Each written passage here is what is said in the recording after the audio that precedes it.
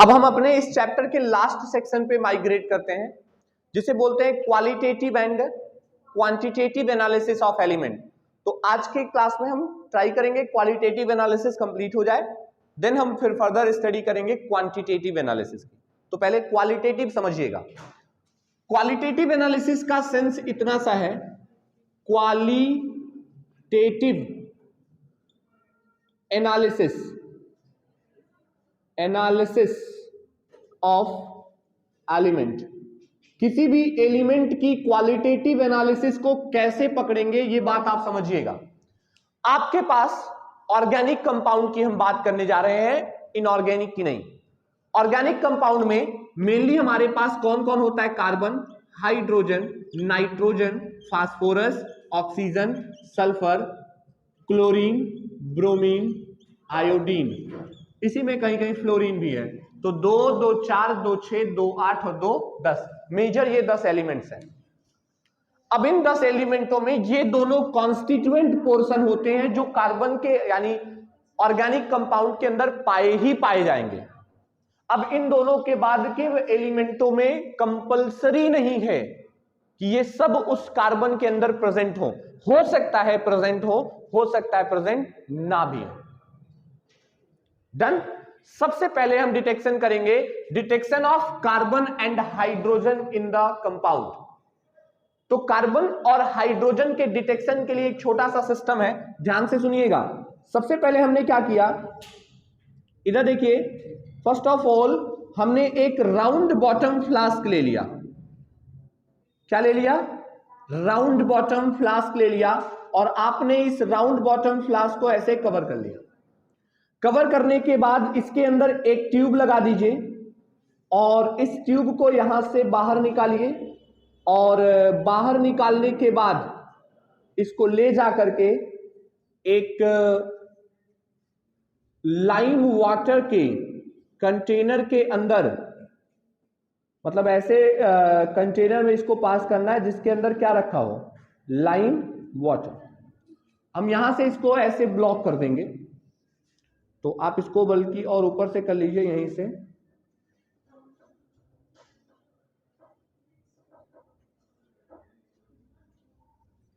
ध्यान से समझिएगा, ये हमने इसके अंदर क्या लेके रखा है? लाइम वाटर, और ये पूरा लाइम वाटर यहां तक का फिल है, और इसके रास्ते माउथ को ऐसे हमने इस तरह से ब्लॉक करके रखा हुआ है।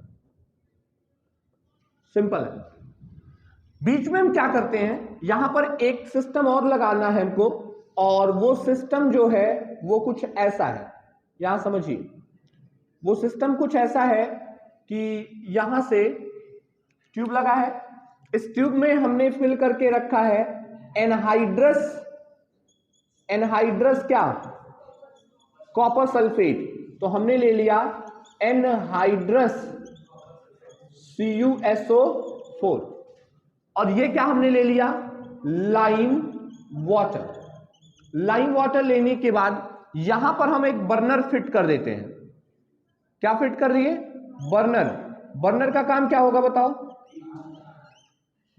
आग जलाना नहीं बेटा, हीट करना उसको। माचिस का काम होता है आग जलाना। हाँ हाँ, सेटिस्फाइड कर दो अपने आप को जबरदस्ती। यहां देखो, ये हमने ले लिया ऑर्गेनिक कंपाउंड। तो ये हमारा हो गया ऑर्गेनिक कंपाउंड, और आपने उस ऑर्गेनिक कंपाउंड के अंदर एक और चीज मिला के रखा है CuO, और एज पर रिक्वायरमेंट तुम चाहो तो कैल्शियम सल्फेट वगैरह मिला सकते हो, जो उसके बॉइलिंग पॉइंट को थोड़ा सा क्या कर देगा? इंक्रीज कर देगा, बढ़ा देगा। मेरी बात ध्यान से सुनिएगा। हमने एक आपको ये सब समझ में सिस्टम ना आए तो तुम समझ लो कोई भी एक बर्तन है, उस बर्तन के अंदर हमने एक ऑर्गेनिक कंपाउंड लिया है, उसके अंदर CuO मिलाया है, और दोनों को मिला के हम क्या कर रहे हैं? हीट कर रहे हैं। अब जब हीट करेंगे तो कहानी समझिएगा, वो कहानी हम इधर डिस्कस कर रहे हैं। जब आप हीट करेंगे तो अगर आपके कंपाउंड के अंदर कार्बन प्रेजेंट होगा, if carbon is there, if carbon is present, अगर कार्बन प्रेजेंट है तो क्या होगा? कार्बन CuO से रिएक्ट करेगा और बदल जाएगा CO2 में और कॉपर को अलग कर देगा। कौन सी गैस इवॉल्व करेगा? CO2। अब यहां देखो, मान लो इन सबके हीट करने से कौन सी गैस निकल गई? CO2। तो यहां से CO2 गैस ऊपर की तरफ जाएगी, यहां से ऐसे ऐसे ऐसे। कौन जा रहा है? CO2। कौन जा रहा है? बीच में एक एक का गोला बना दो। ये कौन जा रहा है? CO2। अब बताओ, CO2 गैस अगर जाएगी तो CO2 इसमें से सीधे पास हो जाएगा। किसमें से पास हो जाएगी बेटा? एग्जैक्टली। और जब इसमें जाएगा कौन आएगा? CO2। तो ये जो लाइम वाटर है ये तुरंत मिल्की हो जाएगा। कैसा हो जाएगा? मिल्की। तो ये जो CO2 है, अब हम इस CO2 को पास करेंगे लाइम वाटर में। यू नो लाइम वाटर का फॉर्मूला क्या होता है? CaOH whole twice, that is known as lime water. अब जब आप इसमें लाइम वाटर में इसको पास करेंगे तो ये लाइम वाटर के साथ रिएक्ट करेगा और बनाएगा CaCO3 और बाहर हो जाएगा कौन? H2O। अब फॉर लॉन्ग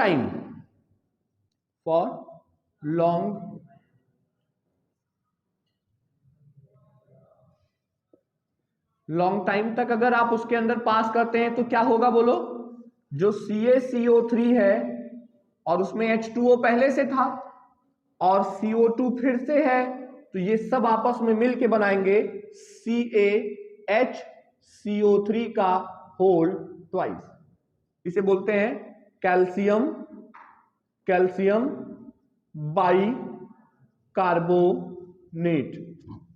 और इसका जो मिल्की कलर है वो गायब हो जाएगा। लॉजिक सीधी सी है भाई। मैंने कहा, मैंने सबसे पहले अपना ऑर्गेनिक कंपाउंड लिया। ऑर्गेनिक कंपाउंड में क्या मिलाया? CuO मिलाने के बाद उसे हीट किया। लॉजिक ये कहता है कि अगर आपके में कार्बन प्रेजेंट होगा ऑर्गेनिक कंपाउंड में, तो कार्बन उस CuO से रिएक्ट करके क्या बनाएगा? CO2 को हम सीधा पास करेंगे किसमें? लाइम वाटर में। लाइम वाटर यहां रखा है, डायग्राम में देख सकते हो। यहां से CO2 रेड कलर से जा रहा है और जाने के बाद इसमें पहुंच जाएगा। इसमें पहुंचेगा तो CO2 का इस लाइम वाटर से रिएक्शन होगा और ये लाइम वाटर को बना देगा कैल्शियम हाइड्रोक्साइड, जिसे हम बोलते हैं मिल्की हो जाएगा। अब अगर आपने ज्यादा देर तक लाइम वाटर में कार्बन डाइऑक्साइड गैस पास की तो वो CO2 H2O सब मिलके क्या बना देंगे? कैल्शियम बाइकार्बोनेट, जिससे उसका मिल्की कलर खत्म हो जाएगा और ये कंफर्म हो जाएगा कि आपके ऑर्गेनिक कंपाउंड में कार्बन प्रेजेंट है। क्यों नहीं समझ रहे हो? अब अगर मान लो आपके ऑर्गेनिक कंपाउंड में हाइड्रोजन भी होता, एज्यूम करिए आपके ऑर्गेनिक कंपाउंड में कौन होता? हाइड्रोजन। तो हम एक काम करते हैं ना, हाइड्रोजन के केस के लिए पहले इतनी चीजें यहां से थोड़ा सा हटा देते हैं। ठीक है, बात तो समझ में आ गई ना? ये हम क्या पढ़ रहे हैं? क्वालिटेटिव। तो अब इसकी जरूरत नहीं है, हम इसको हटा दे रहे हैं। अब यहां देखो, अगर हाइड्रोजन प्रेजेंट होता तो क्या होता? If hydrogen present in compound, present in organic compound, अगर मान लो हाइड्रोजन प्रेजेंट होता तो क्या होता मुन्ना? तो यहां से इसके भी वेपर निकलते, किसके? H2O के। तो ये H2O को मैं इस ब्लैक एरो से दिखा रहा हूं। ये ब्लैक वाले से कौन चल रहा है? H2O। ये H2O है जो वेपर फेज में है और यहां पे कौन है? एनहाइड्रस। तो सुनो जरा, अगर हाइड्रोजन होता तो वो CuO से मिलता और CuO से मिलके क्या बना देता? क्या बना देता? H2O और Cu बाहर हो जाता। अब हम क्या करते? H2O को मिला देते किसमें? CuSO4 में। कैसा है? एनहाइड्रस। और कलर कैसा होता है? व्हाइट। कैसा कलर होता है? व्हाइट। और जब ये इसमें मिलाते तो ये बन जाता CuSO4.5H2O, जिसका कलर कैसा हो जाता? ब्लू। और ब्लू कलर देखते ही जैसे इसका कलर कैसा हो जाता? ब्लू। तो तुरंत हमें बात समझ में आ जाती इसके अंदर कौन प्रेजेंट है? हाइड्रोजन प्रेजेंट है। तो इस तरह से आप अपने ऑर्गेनिक कंपाउंड के अंदर कार्बन और हाइड्रोजन का डिटेक्शन कर सकते हैं। बेहद इजी है। ऑर्गेनिक कंपाउंड लिया, एक बात मेरी बात सुनो ध्यान से, ऑर्गेनिक कंपाउंड लिया, CuO मिलाया, हीट किया, कार्बन और हाइड्रोजन दोनों अपने ऑक्साइड में कन्वर्ट होके क्या बने, वेपर। वेपर को यहां से पास करेंगे, हाइड्रोजन जैसे ही कॉपर सल्फेट के फॉर्म में जाएगा, हाइड्रोजन का कॉपर सल्फेट से रिएक्शन होके क्या बना देगा, ब्लू कलर का सोल्यूशन बना देगा, और जो CO2 होगा वो यहां से पास होते हुए यहां जाएगा और लाइम वाटर को कैसा कर देगा, मिल्की कर देगा। और अगर यहां पे लाइम वाटर मिल्की हुआ मतलब हमारे कंपाउंड में कौन प्रेजेंट है, कार्बन, और ये एनहाइड्रस कॉपर सल्फेट ब्लू हुआ तो मतलब हमारे ऑर्गेनिक कंपाउंड में कौन प्रेजेंट है, हाइड्रोजन। बाय दिस वे तुम सीधे बता सकते हो कि आपके कंपाउंड में कार्बन और हाइड्रोजन प्रेजेंट है। This is called qualitative analysis. Clear है सबको? तो इतनी चीजों को जल्दी से हम लोग नोट कर लें, फिर आगे बढ़ते हैं। डन? हम लोगों का कितना एस्टिमेशन कंप्लीट हो गया, कार्बन का और हाइड्रोजन का। अब नाइट्रोजन के, सल्फर के या अदर जितने भी एलिमेंट हैं उनके एस्टिमेशन के लिए हमें एक नई चीज बनानी होगी जिसे बोलते हैं सोडियम एक्सट्रैक्ट, या इसका दूसरा नाम होता है लेसिग्ने टेस्ट। तो लेसिग्ने टेस्ट या सोडियम एक्सट्रैक्ट की मेथड से आप अपने अदर एलिमेंटों का एस्टिमेशन कर सकते हैं। तो हम पहला हेडिंग इसके अंदर बनाने वाले हैं, प्रिपरेशन ऑफ सोडियम एक्सट्रैक्ट।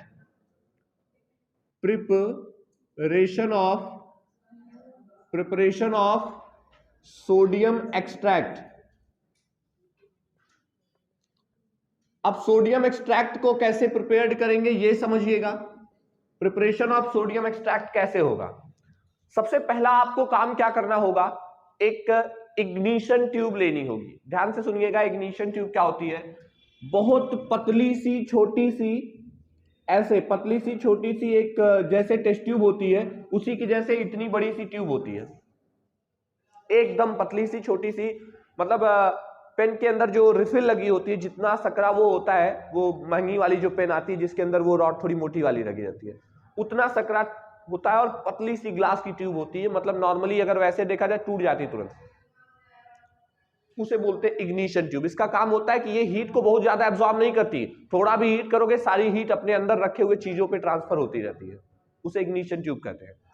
अब इग्निशन ट्यूब के अंदर हमें करना क्या है, इग्निशन ट्यूब के अंदर हमें, ये हमारा ऑर्गेनिक कंपाउंड हो गया, ये हमारा ऑर्गेनिक कंपाउंड होगा, यानी इग्निशन ट्यूब के ऊपर और नीचे ऑर्गेनिक कंपाउंड को फिल कर लेना है, नीचे भी और ऊपर भी, और बीच में आपको क्या रख देना है, एक सोडियम मेटल रख देना है। ये हमने रख दिया है सोडियम मेटल, ये सोडियम मेटल हो गया, और इसे बोलते क्या हम लोग, इग्निशन ट्यूब। अब इग्निशन ट्यूब ले लिया, ये ले लिया, इसको बढ़िया से पकड़ के और खूब अच्छे से क्या करेंगे, हीट करेंगे। क्या करेंगे, क्या करेंगे, हीट करेंगे। अब जब आप अपने इग्निशन ट्यूब को थोड़ा सा हीट करेंगे तो बहुत प्रिकॉशन के साथ इसे हीट करना होता है। अगर रेंडमली डायरेक्ट हीट करेंगे तो सोडियम इतना ज्यादा एनर्जी अप्लाई करेगा, ये सारा ऑर्गेनिक कंपाउंड निकल के बाहर चला जाएगा टेस्ट ट्यूब के। अच्छा, इसमें सोडियम को बीच में रखने का भी लॉजिक है। अगर सोडियम मेटल को डायरेक्ट ऊपर रखोगे तो यहीं से निकल जाएगा, ऑर्गेनिक कंपाउंड से रिएक्ट भी नहीं करेगा। तो सोडियम मेटल को जनरली हमेशा हम कहां रखते हैं, बीच में। अच्छा, नीचे भी एकदम नहीं रख देते हैं, नहीं तो हीट जब निकलेगी तो ये टेस्ट ट्यूब नीचे से टूट सकती है, इसलिए हम उसे हमेशा सेंटर में रखते हैं, सो दैट सारी हीट कौन अब्सॉर्ब कर ले, organic compound, wastage of heat बहुत कम हो जाए, ताकि सोडियम हमारा पूरे ऑर्गेनिक कंपाउंड के बीच में हो, सारी हीट हमारे ऑर्गेनिक कंपाउंड एब्सॉर्ब करते जाए। अब हम इसको खूब बढ़िया से हीट करेंगे। जब हीट करेंगे तो आपका इग्निशन ट्यूब लगभग रेड हॉट हो जाना चाहिए। धीरे धीरे हीट करो, ऐसे ऐसे करके ले जाओ हटाओ, ले जाओ हटाओ, ऐसे कर करके धीरे धीरे आपका सोडियम एक्सट्रैक्ट जो इग्निशन ट्यूब है वो पूरी एकदम रेड हीट हो जानी चाहिए, लाल हो जानी चाहिए। जब आपकी टेस्ट ट्यूब पूरा रेड हीट हो जाए तो यहां पर मैं ये बोल रहा हूं, red hot ignition tube, red hot ignition tube with organic compound, के साथ जो रेड हॉट इग्निशन ट्यूब है उसे इस तरह से रखे हुए एक बाउल के अंदर ले जाना है आपको। इस बाउल के अंदर क्या फिल होगा बोलो? वाटर फिल होगा। कौन फिल होगा बोलो? वाटर फिल होगा। अब जब वाटर फिल होगा और यहां पर हमें क्या करना है, यहां पर भी हमें इसे बॉयल करना है, ठीक है? इसे क्या करना है? बॉयल करना है। अब हमें इसे यहां भी बॉयल करना है। अब जब हम इसको यहां पे बॉयल करेंगे तो ये इग्निशन ट्यूब ले जाके इसी के अंदर क्रैक कर देंगे। मतलब ये समझिए कि ये आ गया इसमें, और इसमें आने के बाद इसी के अंदर इसको तोड़ देना है, और तोड़ देने के बाद क्या करना है? बॉयल, यानी बॉयल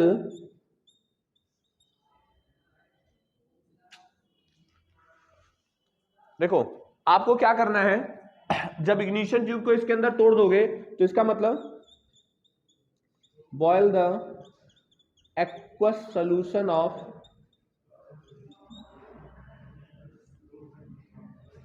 ignition ट्यूब। अब हमें क्या करना है, जो इग्निशन ट्यूब का जो सोल्यूशन सब्सटेंस था उसको जब हमने इसके अंदर रख दिया तो इसको खूब बढ़िया से बॉयल करना है। जब ये खूब अच्छे से बॉयल हो जाएगा तब हमें इसको फिल्टर करना पड़ेगा। अब फिल्टर करने के लिए क्या करना होगा, ध्यान से देखना। अगले स्टेप पे जब हम चलेंगे तो हमारे पास एक फनल होना चाहिए। ये हमारा फनल हो गया, ठीक है? फनल हो गया। फनल के अंदर हमने क्या लगा के रखा है? फनल के अंदर हमने फिल्टर पेपर लगा लेना है, ठीक है? ये हमारा क्या लग गया? Filter paper. ये हो गया फनल।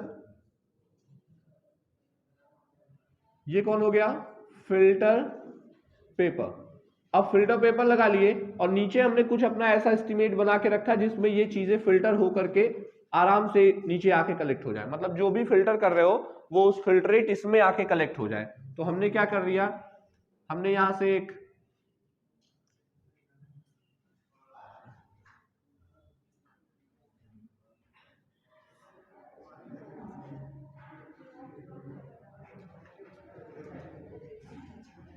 ठीक है, तो हम इसको फिल्टर कर लेंगे, और जब फिल्टर करेंगे मतलब ये कंपोनेंट को इसमें ले जाके पोर्ट कर देना है। पोर्ट करने के बाद आपका एक्वस सोल्यूशन, जो भी सोल्यूशन है वो इसके अंदर आके कलेक्ट हो जाएगा।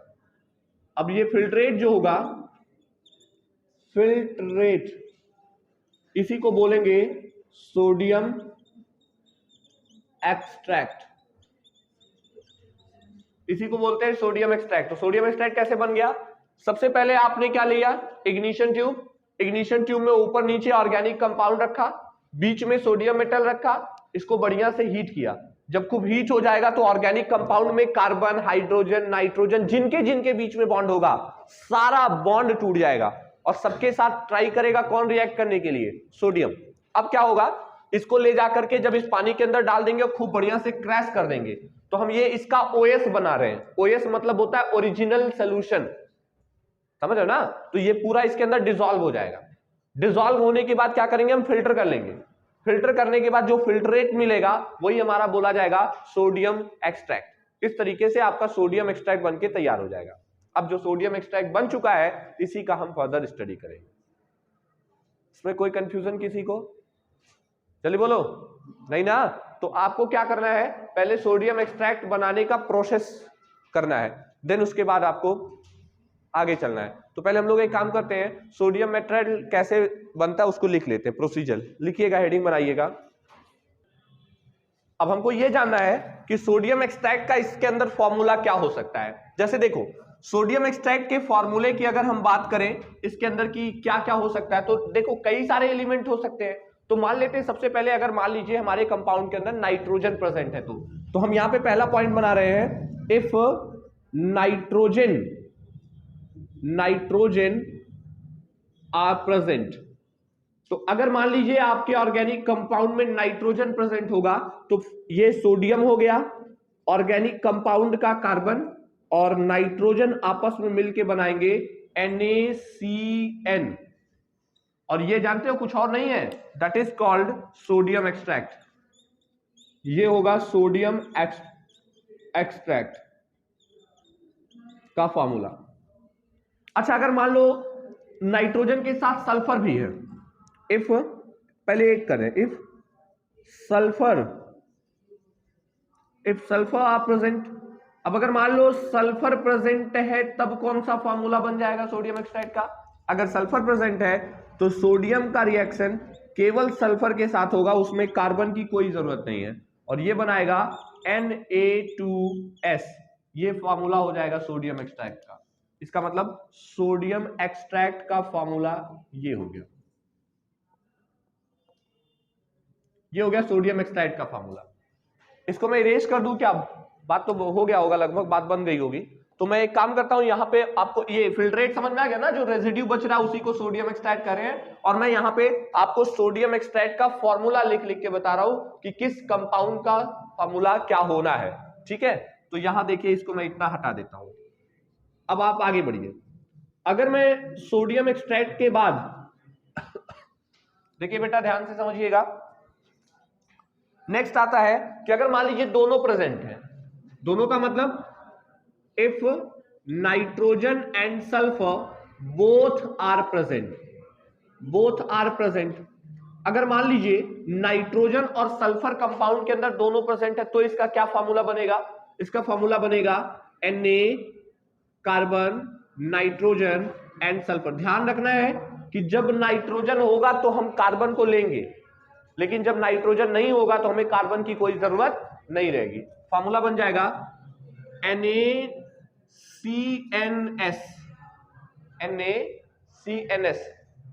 या इसको हम लिख सकते हैं SCN, NaSCN, कोई प्रॉब्लम नहीं है, ये दोनों एक ही चीज है, SCN। ठीक है, ये आपका फॉर्मूला हो गया सोडियम एक्सट्रैक्ट का। इसी वजह से तो ये वाटर में सॉल्युबल हो रहा है। हमें ऑर्गेनिक कंपाउंड के साथ हीट क्यों करना पड़ा? ऑर्गेनिक कंपाउंड को सोडियम के साथ जब रिएक्ट कराया तो सारे बॉन्ड तोड़ के उसे आयनिक बना दिया, और वाटर के अंदर जब कोई आयनिक कंपाउंड मिलाते हैं तो वो घुल जाता है। अगर वो पहले ही ऑर्गेनिक कंपाउंड वाटर में सॉल्युबल होता तो हमें ये सब करने की जरूरत ही नहीं पड़ती। ऑर्गेनिक कंपाउंड वाटर में डिसॉल्व नहीं होता है, डिसॉल्व करने के लिए मैंने सोडियम से पहले रिएक्शन कराया सो दैट उसके सारे बॉन्ड को तोड़ दे, क्योंकि आगे हम जो रिएक्शन पढ़ने वाले हैं वो सब आयनिक रिएक्शन है, आयन का प्रोसेस फॉर्मेशन होगा, और आयनिक रिएक्शन होने की वजह से हमें इसे आयन में बदलना पड़ रहा है। अगर कोवेलेंट नॉर्मल रिएक्शन होता तो हमें ये सब करने की जरूरत नहीं पड़ती। आपके दिमाग में आ रहा होगा ना सर, सोडियम एक्सट्रैक्ट क्यों बना डाले, डायरेक्ट क्यों नहीं करा दिए?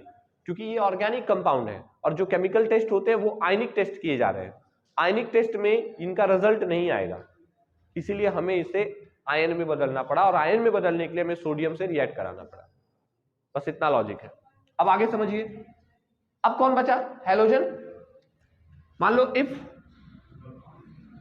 हैलोजन आर प्रेजेंट, अगर हैलोजन प्रेजेंट होगा तो सोडियम का रिएक्शन किसके साथ हो जाएगा? हैलोजन के साथ, और यहां से फॉर्मूला बन जाएगा NaX। क्लियर है सबको? ये किसका फॉर्मूला हो गया? अब बेटा मेरी बात को समझो, सोडियम एक्सट्रैक्ट, अब मेरी बात को समझो।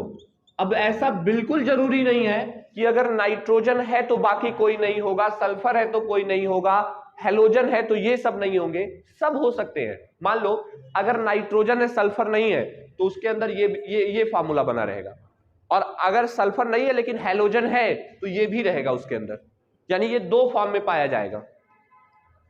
कुछ मॉलिक्यूल ऐसे दिखेंगे उसके अंदर, कुछ मॉलिक्यूल ऐसे दिखेंगे। समझ रहे हो मैं क्या बोल रहा हूं? जैसे आपके ऑर्गेनिक कंपाउंड में मान लेते हैं, हम एग्जांपल के लिए यूरिया ले लेते हैं। क्या ले ले? यूरिया। यूरिया का फॉर्मूला बताओ।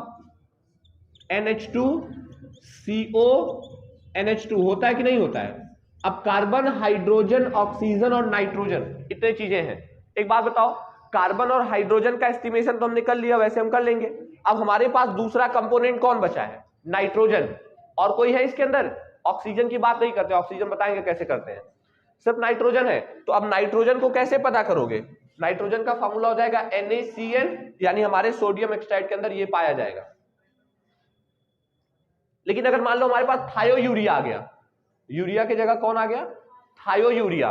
तो थायोयूरिया का फॉर्मूला हो जाएगा NH2C double bond S NH2। यानी अब यहां पर हमारे पास नाइट्रोजन के साथ साथ कौन भी आ गया, सल्फर भी आ गया, तो हमारा फॉर्मूला अब कैसा बनेगा बताओ, दोनों प्रेजेंट है ना, ये बनेगा। मेरी बात समझ में आ रही है? तो अलग अलग कंपाउंड में अलग अलग एलिमेंट होने पर सोडियम एक्सट्रैक्ट का फॉर्मूला अलग अलग हो सकता है, बस यही बताना चाह रहा हूं। क्लियर है सबको? बात समझ में आ गई? तो आप नीचे सोडियम एक्सट्रैक्ट का फॉर्मूला नोट डाउन कर लीजिए कि कब कौन सा एलिमेंट होगा तो उस समय सोडियम एक्सट्रैक्ट का क्या फॉर्मूला बनेगा, इसको नोट कर लीजिए। पल्ले पड़ गई हैं कि कैसे सोडियम एक्सट्रैक्ट बनेगा, उसका फॉर्मूला क्या होगा, this that all these things. अब हेडिंग बनाना है आपको, पहले से स्टार्ट करते हैं डिटेक्शन ऑफ नाइट्रोजन। तो हेडिंग बनाइएगा डिटेक्शन ऑफ नाइट्रोजन, हेडिंग बनाइए detection of nitrogen, detection of nitrogen.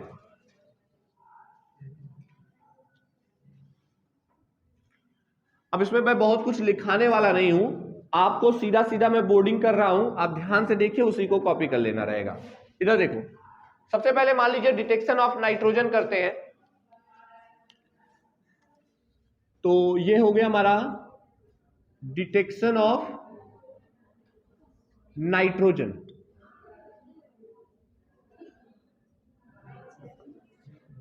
इधर देखो, नाइट्रोजन के डिटेक्शन के लिए हमें सबसे पहला काम क्या करना होगा बताओ? फर्स्ट वर्क करना होगा, हमें सोडियम एक्सट्रैक्ट लेना होगा। क्या लोगे? Sodium extract. और सोडियम एक्सट्रैक्ट को लेने के बाद उसके अंदर क्या मिलाओगे? सोडियम एक्सट्रैक्ट लेने के बाद उसके अंदर आपको मिला देना है फेरस सल्फेट, यानी FeSO4। फेरस सल्फेट मिलाना है FeSO4, और उसके बाद उसी के अंदर मिला देना है, क्या मिला देना है? Concentrate H2SO4। क्या मिला देना है? Concentrate H2SO4। और फिर उसके बाद थोड़ा सा उसको क्या कर देना है? हीट कर देना है। यहां पर क्या बनेगा? यहां बन जाएगा Fe4 FeCN6 का whole thrice. What is this? This is ferriferrocyanide. अब ये जो फेरीफेरोसाइनाइड बन रहा है, इसका कलर होता है प्रशियन ब्लू। कैसा कलर होता है? प्रशियन ब्लू कलर होता है, प्रशियन ब्लू। अब मेरी बात समझिए, मैं एक बार आपको पूरी कहानी समझाता हूं। सोडियम एक्सट्रैक्ट का फॉर्मूला क्या होता है? NaCN। बताया था ना, नाइट्रोजन के केस में इसका फॉर्मूला बनेगा NaCN। अब NaCN का रिएक्शन सबसे पहले होता है FeSO4 के साथ। ध्यान से देखना है आपको, जब FeSO4 के साथ होता है तो हमें करना क्या होता है? इसके 6 मॉलिक्यूल की जरूरत पड़ती है। तो हमारा फॉर्मूला बन जाता है Na4 FeCN6, ये बन जाता है। और यहां पे 6 CN तो चले गए, और 6 Na में से 4 Na यूज हुआ, 2 Na बच गया और एक सल्फेट बच गया, तो ये बन गया FeSO4, सॉरी Na2SO4। क्लियर है सब? अब क्या होता है, जब हम फेरस सल्फेट जो होता है वो कंसंट्रेट H2SO4 के साथ जब रिएक्ट करता है, थोड़ा सा फोकस करके पढ़ लीजिए, कंसंट्रेट H2SO4 से जब रिएक्शन करेगा तो इसे बना देता है Fe2SO4 का होल थ्राइस। मतलब फेरस को किस में बदल देता है? फेरिक में। तो अगर मैं बैलेंस करना चाहूं तो यहाँ पे 2 लगाना पड़ेगा, और 2 और 1 ये 3 हो जाएगा, 2 हाइड्रोजन है, हाइड्रोजन बाहर हो जाएगा। तो यहां पर देखो ध्यान से, ये क्या है? इसे क्या बोलते हैं? बोलो, इसे क्या बोलते हैं? एक minute, sorry, there is a little bit problem is there. मैं बताता हूं फेरस को फेरिक में कैसे बदल दे रहा है। सबसे पहला काम एक ऐसे करिए, अब आप ले लीजिए Na4 FeCN6, और यहां पे ले लीजिए FeSO4, और एरो के ऊपर लिखिए कंसंट्रेट H2SO4। ध्यान से सुनना, यहां से ये हट जाएगा, और यहां पे कौन जाएगा, आयरन। अभी ये किसमें है, फेरस में। किसमें ऑक्सीडाइज हो जाएगा, फेरिक में, यानी इसका वैलेंसी कितनी हो जाएगी, 3। कितनी हो जाएगी, और यहां से सोडियम को हटाओगे, तुमको पता है ना यहाँ पे 4 माइनस आएगा, यानी इस पूरे कॉम्प्लेक्स के ऊपर 4 नेगेटिव है। तो हम कैसे कैसे रिएक्शन लिखते हैं, Fe4 हो गया और FeCN6 का थ्राइस, यानी इसकी वैलेंसी को इसमें मल्टीप्लाई और इसकी वैलेंसी को इसमें मल्टीप्लाई, बन गया प्रेशियन ब्लू कलर, फेरी फेरो साइनाइड। कोई दिक्कत, प्रेशियन ब्लू। अब और समझो, और समझो। तो ये तो बात हो गई, हमें कितने आयरन की जरूरत है, 4, तो मैंने यहां पे 4 ले लिया। अब अगर मैं 4 ले लिया तो मुझे ये टोटल कितने चाह रहे हैं, 3, तो इसका मतलब यहां पे 3 ले लिया। अब बचे कितने, 4 3 12 सोडियम बच गए। कितने सोडियम बच गए, 12 सोडियम बच गए। और यहां से अगर हम देखें तो हमारा आयरन 4 चला गया, 4 सल्फेट बच गया। तो हमारे पास क्या बच गया बताओ, सोडियम सल्फेट यानी Na2SO4। कितने सोडियम निकले हैं, पहले सल्फेट कितने थे, 4 यहां पे है, और ये कंसंट्रेट H2SO4 भी तो है, तो सल्फेट वाला भी H2SO4 यूज हो जाएगा। तो हमारे पास टोटल 4 3 12 है, तो इसका मतलब हमें कितने चाहिए होंगे, 6SO4 चाहिए। तो 4 इसके, 2 यहां से आ जाएंगे, और जो हाइड्रोजन है वो H2 के फॉर्म में बाहर हो जाएगा। फिलहाल कहने का सेंस समझिए, सोडियम एक्सट्रैक्ट लेना है, फेरस सल्फेट मिलाना है, कंसंट्रेट H2SO4 मिला के जैसे ही हीट करेंगे प्रेशियन ब्लू कलर आ जाएगा, मतलब नाइट्रोजन प्रेजेंट है। अब ये हुआ कैसे, सबसे पहले NaCN यानी जिसे हम सोडियम एक्सट्रैक्ट करते हैं, ये FeSO4 से रिएक्ट करेगा फेरस सल्फेट से और बनाएगा सोडियम फेरोसाइनाइड। सोडियम फेरोसाइनाइड जो सॉल्युबल होता है। अब तुरंत एक्शन में आएगा कंसंट्रेट H2SO4 जो फेरस को किस में बदल देगा, फेरिक में, और फेरिक में बदलेगा तो फेरिक सल्फेट का रिएक्शन सोडियम फेरोसाइनाइड से होगा और फेरी फेरोसाइनाइड का प्रेशियन ब्लू कलर का कॉम्प्लेक्स बन जाएगा, जिससे पता चल जाएगा कि हमारे कॉम्प्लेक्स में कौन प्रेजेंट है, नाइट्रोजन। ध्यान देना, यहां पे सारा एस्टिमेशन कलर बेस है, अगर कलर आया तो है, कलर नहीं आया तो नहीं है। मेरी बात समझ में आई? तो इस तरीके से आप बहुत आसानी से अपने ऑर्गेनिक कंपाउंड के अंदर नाइट्रोजन का एस्टिमेशन कर सकते हैं। अब नाइट्रोजन के एस्टिमेशन के बाद की बारी आएगी किसकी एस्टिमेशन की, सल्फर, नाइट्रोजन और सल्फर दोनों और हैलोजन। एक क्लास में ये सब खत्म हो जाएंगे, तो जल्दी से पहले इसको नोट कर लीजिए। इधर आइए। तो टाइम बचाने के लिए मैं सोचा जब तक आप लोग बातचीत कर रहे हैं मैं कुछ यहां नोट कर लूं, थोड़ा जल्दी हो जाएगा। ध्यान से सुनिएगा, पिछली क्लास में हमने नाइट्रोजन का डिटेक्शन कंप्लीट कर दिया था। आज की क्लास सल्फर के डिटेक्शन के लिए स्टार्ट होती है कि अगर आपके कंपाउंड के अंदर, ऑर्गेनिक कंपाउंड के अंदर सपोज करो सल्फर प्रेजेंट है तो कैसे डिटेक्ट करेंगे। अब सल्फर के डिटेक्शन के लिए 2 टेक्निक यहां पे हम यूज कर रहे हैं। पहला मेथड है आपको सोडियम एक्सट्रैक्ट ले लेना। आई थिंक लगभग सबको बात समझ में आ गई, व्हाट इज सोडियम एक्सट्रैक्ट। आपको क्या करना था, इग्निशन ट्यूब लेना था, organic compound sodium metal organic compound red heat करना है। जब रेड हीट हो जाए उसको ले जा करके एक बाउल के अंदर, चाइना डिश बोलते हैं, पोर्सियन डिश बोलते हैं, उसके अंदर कोल्ड वाटर रखा रहेगा यानी वाटर रखा रहेगा, उसी के अंदर क्रैश कर देना, तोड़ देना है। उसको तोड़ने के बाद उसको खूब बढ़िया से बॉयल करना है। जब आपका सोल्यूशन खूब बॉयल हो जाए तो फिल्टर कर लेना है, जो फिल्ट्रेट बचेगा वही आपका सोडियम एक्सट्रैक्ट होगा। अब अगर आपके सोडियम के अंदर सल्फर प्रेजेंट है तो आपके सोडियम एक्सट्रैक्ट का फॉर्मूला बन जाएगा Na2S, जो ऑलरेडी मैंने पिछले क्लास में बता रखा है कि कौन प्रेजेंट होगा तो सोडियम एक्सट्रैक्ट का फॉर्मूला क्या होगा। अब ये हो गया Na2S, इसमें मिलाते हैं लेड एसीटेट। अब लेड एसीटेट का फॉर्मूला क्या हो जाता है भाई, लेड एसीटेट का फॉर्मूला PbCH3COO का होल ट्वाइस। किसकी प्रेजेंस में, एसिटिक एसिड की प्रेजेंस में करते हैं। तो जब इसकी प्रेजेंस में इन दोनों को मिलाते हैं तो सर एक ब्लैक कलर का प्रेसिपिटेट बनता है, ब्लैक पीपीटी बनती है लेड सल्फाइड की। ध्यान से सुनिएगा, 3 वर्ड यूज करते हैं, सल्फेट, सल्फाइड, सल्फाइड। नाम सुना है, सल्फेट, सल्फाइड, सल्फाइड। मैं लिख दे रहा हूं 1 मिनट के लिए। एक होता है सल्फेट, सल्फेट डिफरेंस पता होना चाहिए सबको। सल्फेट लास्ट में लगा 8, तो इसका फॉर्मूला हो जाएगा SO4 डाई नेगेटिव। एक होता है सल्फाइड, ITE लग गया लास्ट में, तो इसका फॉर्मूला हो जाएगा SO3 डाई नेगेटिव। और एक होता है सल्फाइड, सल्फाइड IDE लग गया, तो S के ऊपर डाई नेगेटिव हो गया। इस तरह से ये तीन फॉर्मूले बनते हैं, sulphate, sulphide, sulphide. SO4 die negative, SO3 die negative, S die negative, ये आपके तीन बनते हैं फॉर्मूले सल्फेट, सल्फाइड, सल्फाइड के। तो फिलहाल यहां पे क्या बनना चाहिए, लेड सल्फाइड के ब्लैक प्रेसिपिटेट बनेगा, मतलब हमारे सोडियम एक्सट्रैक्ट के अंदर कौन प्रेजेंट है, सल्फर प्रेजेंट है। ठीक ऐसे ही हम क्या कर सकते हैं, दूसरे टेस्ट के लिए हम दूसरा तरीका यूज कर सकते हैं। हम सोडियम एक्सट्रैक्ट ले लें जिसका फॉर्मूला एक बार फिर से वही होगा Na2S, और अपने सोडियम एक्सट्रैक्ट के अंदर मिलाएंगे सोडियम नाइट्रोप्रुसाइड, सोडियम नाइट्रोप्रुसाइड। फॉर्मूला क्या होगा, Na2FeCN5NO, इसे बोलते हैं सोडियम नाइट्रोप्रुसाइड।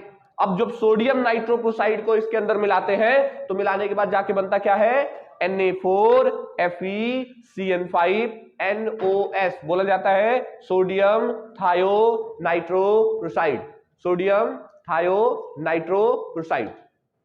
और ये टेस्ट बताएगा इसका कलर कैसा होगा, वायलेट कलर। वायलेट कलर का प्रेसिपिटेट बनेगा तो आप समझ जाएंगे कि हमारे कंपाउंड के अंदर सल्फर प्रेजेंट है। इन दोनों में से कोई भी मेथड अपना यूज करके आप अपना सल्फर डिटेक्ट कर सकते हैं, इसमें कोई दिक्कत मुझे नहीं लगता। इसमें कोई थियरी लिखाने की जरूरत है, मैंने पूरा सिस्टमैटिक वैसे ही लिखा हुआ है, डिटेक्शन ही तो करना है। और जब पूछेगा तुमसे यही पूछेगा डायरेक्ट रिएक्शन, तो please note it carefully in case in sulphur में, जल्दी करो। लुक हियर, अब अगर ये मान लीजिए, हेलो, आपको ये समझ में आ गया कि अगर आपके कंपाउंड के अंदर सल्फर प्रेजेंट है तो वो कैसे रिएक्ट करेगा। अब हम ये लेके चल रहे हैं कि अगर हमारे कंपाउंड में नाइट्रोजन और सल्फर दोनों प्रेजेंट है देन कैसे रिएक्ट करेगा। इधर देखिए, सपोज करिए नाइट्रोजन एंड सल्फर दोनों प्रेजेंट है, तो अगर नाइट्रोजन और सल्फर दोनों प्रेजेंट है तो हम ऐसे लिख रहे हैं, if nitrogen and sulphur both are present, both are present, अगर नाइट्रोजन और सल्फर दोनों प्रेजेंट है तो आपका फॉर्मूला हो जाएगा सोडियम एक्सट्रैक्ट का, sodium plus carbon plus nitrogen plus sulphur, क्या बन जाएगा, NaCNS। व्हाट इज दिस, इसी को बोलेंगे सोडियम एक्सट्रैक्ट, इसे क्या बोलेंगे, सोडियम एक्सट्रैक्ट। अब आपको करना क्या है, सोडियम एक्सट्रैक्ट लेना है यानी NaCNS लेना है और इसमें मिलाना है FeCl3 यानी फेरिक क्लोराइड मिला देना है। और जैसे ही आप इसके अंदर फेरिक क्लोराइड मिलाएंगे ये इसके साथ रिएक्ट करके FeCNS का क्या बन जाएगा, थ्राइस प्लस 3NaCl बन जाएगा। यहां पे 3 मॉलिक्यूल लगा दो, यहां पे थोड़ा सा हीट कर दो, बन जाएगा। कौन कौन क्या क्या है, इसको बोलते हैं सोडियम एक्सट्रैक्ट, सोडियम एक्सट्रैक्ट, इसको क्या बोलते हैं, फेरिक क्लोराइड, और इसको क्या बोलोगे, फेरिक थायोसाइनेट।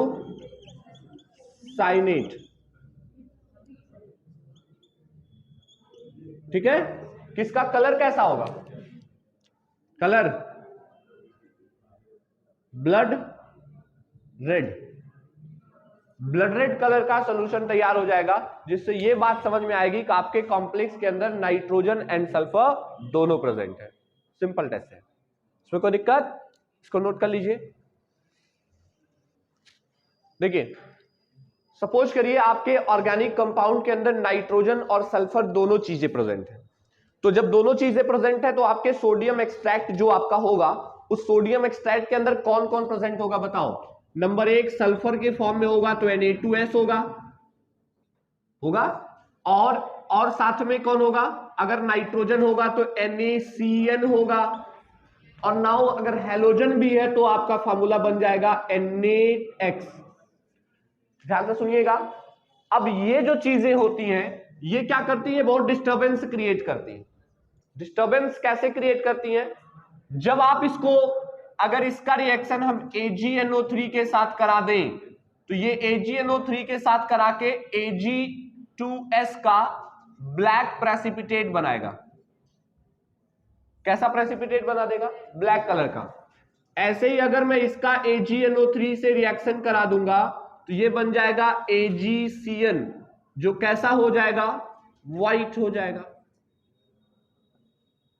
अब ये क्या करेंगे, जब ये अलग अलग कलर आएंगे तो ये हमारे मेन हैलोजन के कलर को क्या करेंगे, डिस्टर्ब करेंगे।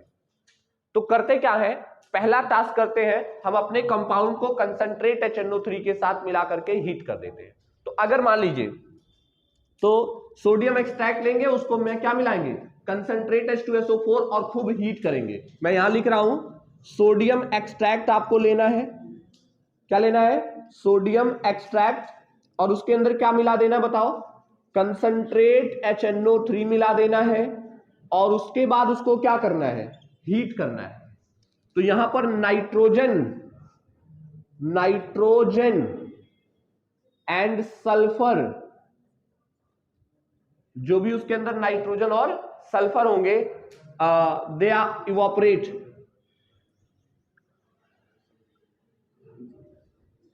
कैसे होंगे मैं समझाता हूं। सबसे पहले समझिए, सोडियम एक्सट्रैक्ट में आपके Na2S है, और आपने Na2S का कंसंट्रेट HNO3 के साथ मिला करके हीट कर दिया।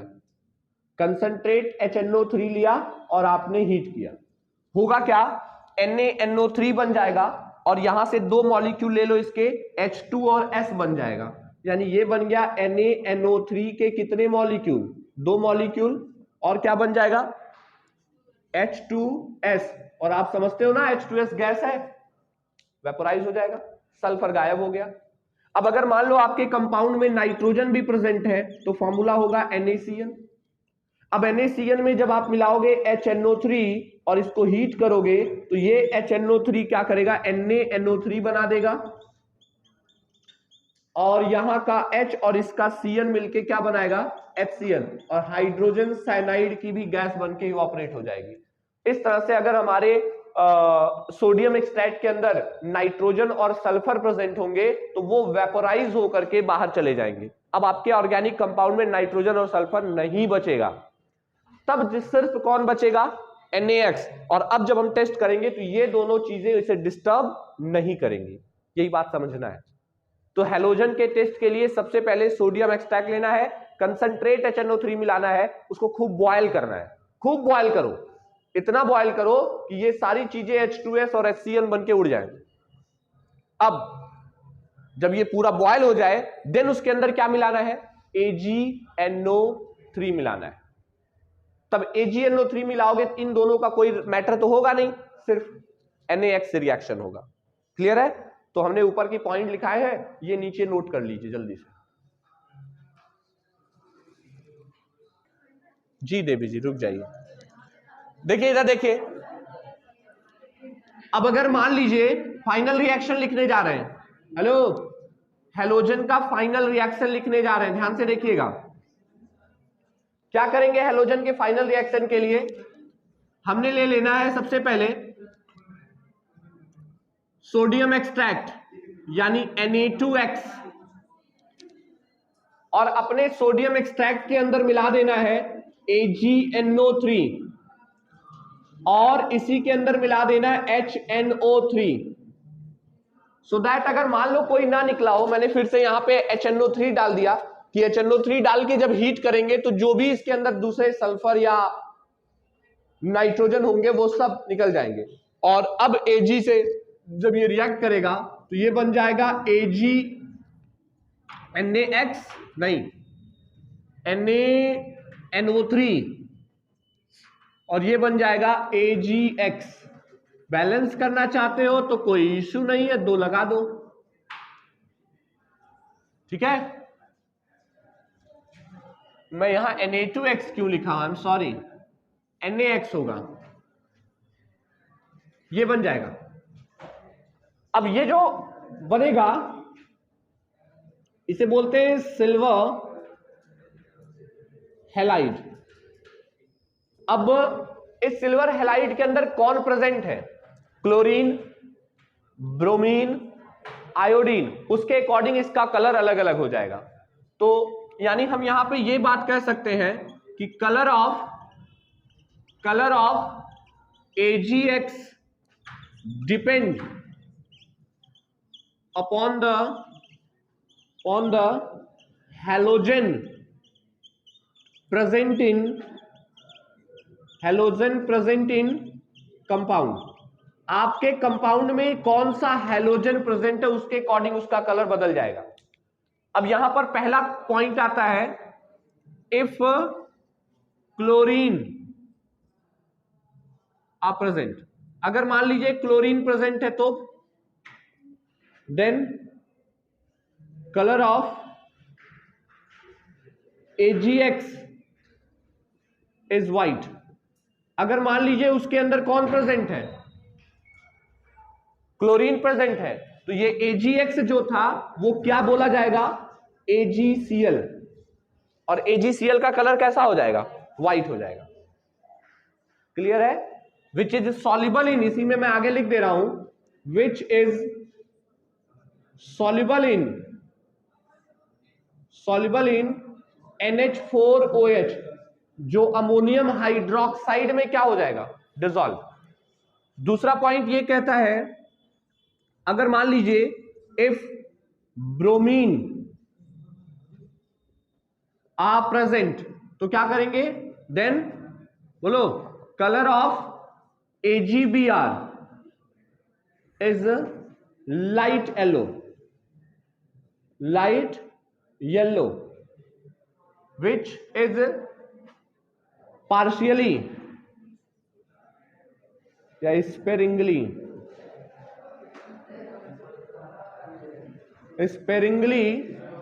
soluble in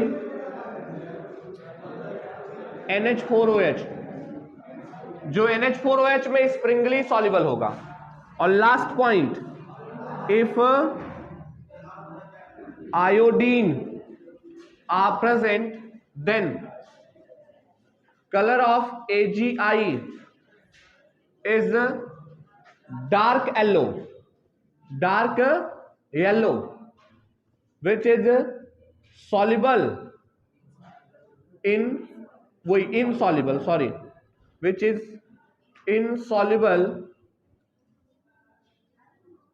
in NH4OH। मेरी लॉजिक ध्यान से सुनना, मैं एक बार थ्योरी एक्सप्लेन कर रहा हूं। हमने कहा हमें हैलोजन के टेस्ट के लिए सबसे पहले सोडियम एक्सट्रैक्ट ले लेना है। सोडियम एक्सट्रैक्ट को लेने के बाद उसके अंदर आपको क्या मिला देना है? कंसंट्रेट HNO3, और खूब बढ़िया से बॉयल करना है। इससे क्या होगा? उसके अंदर अगर सल्फर होगा तो वो H2S बन के उड़ जाएगा, अगर उसके अंदर नाइट्रोजन होगा तो HCN बन के उड़ जाएगा। अब आपके कंपाउंड के अंदर सिर्फ कौन बचेगा? हैलोजन। कहोगे सर कार्बन हाइड्रोजन भी तो होगा। कार्बन हाइड्रोजन कलर नहीं देते, इसलिए उसके कलर पे कोई दिक्कत नहीं आएगी। अब हमारे कंपाउंड में बचा सिर्फ नाइट्रोजन। अब नाइट्रोजन को करना क्या है?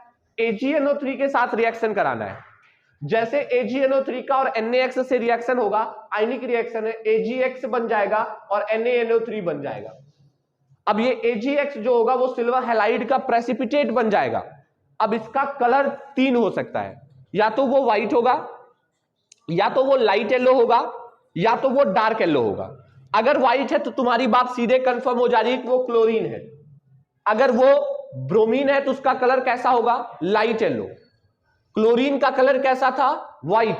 और आयोडीन का कलर कैसा होगा? Dark yellow. और कंफर्म करने के लिए उसके अंदर क्या मिला सकते हैं? NH4OH।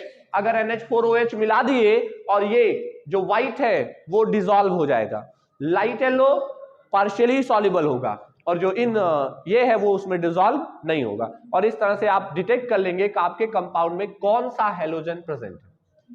That's it, done. Note कर लीजिए, ये आपका हैलोजन का डिटेक्शन खत्म हो गया। ठीक, थैंक यू।